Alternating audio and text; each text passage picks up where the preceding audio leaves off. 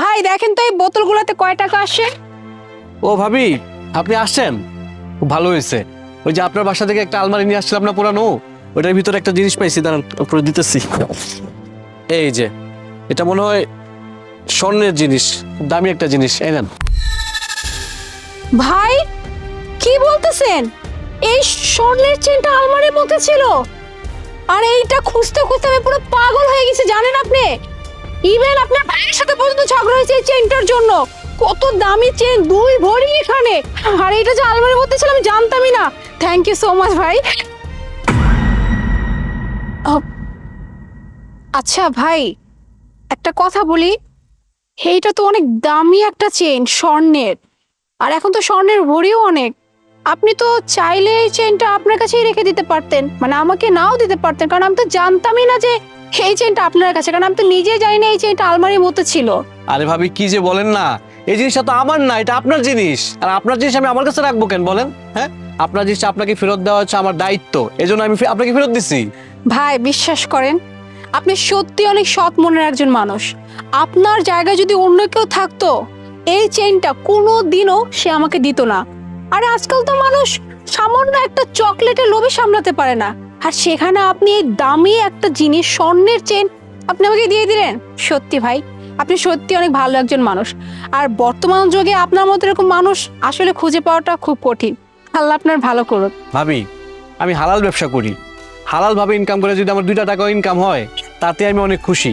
দেখেন, আপনার এই জিনিসটা যে আমার কাছে রাখছি, কি একটা প্রেশারের মধ্যে ছিলাম জানেন। আপনাকে এটা ফেরত দিতে পাইরা এমন আমার নিজের কাছে ভালো লাগতেছে। আচ্ছা ভাবি, ওই কত এসে দাঁড়ান। ভাবি 200 টাকা হয়েছে আর কি, এই নেন। আচ্ছা ভাই, আমি তাহলে আসি। আচ্ছা ভাবি। আসসালামু আলাইকুম। মহাজন, আপনি চাইলে তো চেনটা রেখে দিতে পারতেন। এই চেনটা 80-90 হাজার টাকা বিক্রি করা যেত। খুদে চেনটা ফেরত দিলেন কেন? আচ্ছা আমি বুঝলাম না, তোর মাথায় কোনো কিছু আছে? হ্যাঁ, এই জিনিসটা কি আমার? আমার তো না, এটা আরেকজনের জিনিস। এটা বিক্রি করে যদি আমি খাই, এটা তো হালাল টাকা হইব না, এটা হারাম টাকা হইব। তার সাথে যার জিনিস তার আমি ফেরত দিয়ে দিছি, সে তার জিনিসটা ফেরত পাইলো, আল্লাহ খুশি হইলো। আর শোন, তুই তোর কাজ কর, আর এই বস্তাটা ভর্তি হইলে আরেকটা বস্তা ধর, ঠিক আছে? ভাইজান, লোহা কত করে কেজি কিনেন? আপা 32 টাকা কেজি। কি কন? আমি তো আরেক দোকানে গেলাম, হ্যাঁ আমার কাছে 40 টাকা দেন। ভাইজান ঠিকঠাক দাম কন, আমার কাছে কিন্তু 3 টন লোহা আছে। আপা কি কন, মানে 3000 কেজি লোহা আছে আপনার কাছে? সমস্যা নাই, যেহেতু এতগুলা লোহা আছে আমি আপনার একটু বাড়াই দেবো, মানে 35 টাকা করে দেবো। ঠিক আছে ভাইজান, আপনার আমি 35 টাকা করেই দিব, কিন্তু আরেক দোকানে গেছিলাম না, হেনে আমার 40 টাকা করে কইছিল।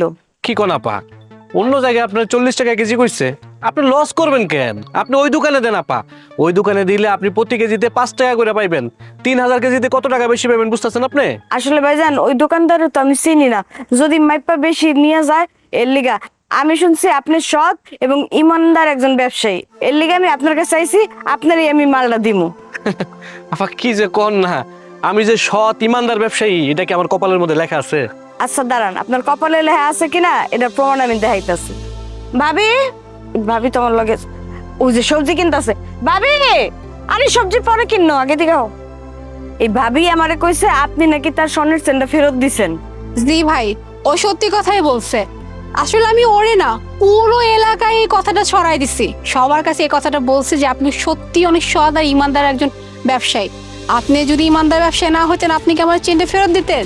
এর জন্যই তো পুরো এলাকায় আপনার এই কথাটা আমি বলছি। আরে ভাবি কি করছেন আপনি? এইটা মানুষের বলার কি আছে? আমি আসলে আমার দায়িত্ব পালন করছি, আপনার জিনিসটা আপনারে ফিরাই দিছি। আচ্ছা ঠিক আছে ভাইজান, কালকে সকালে আয়া মালগুলা বুঝে নিয়ে যান। জি আপা, ঠিক আছে। কিরে, দেখছো ইমানদারের ফল? আমি একজন ইমানদার ব্যবসায়ী দেখা আজকে এই এলাকার সব মানুষ কিন্তু জানতেছে আমি একজন ইমানদার ব্যবসায়ী। আরে ওই দিন যদি আপার চেইনটা আমি ফেরত না দিতাম, তাহলে কি ওই আপাই কারোর কাছে কইতো? দেখ, ওই চেইনটা পাইয়া আপাই কিন্তু খুশি মনে এলাকার সব মানুষের কাছে আমার বিষয়টা খুলে কইছে। দেখ, আজকে এই চেইনটা ফেরত দেওয়ার উসিলায় বড় একটা মালের ডিল পাইলাম, 3000 কেজি। তুই বুঝতেছস 3000 কেজি মাল বেচলে কয় টাকা লাভ হইব? আমার 15 থেকে 20 হাজার টাকা লাভ হইব।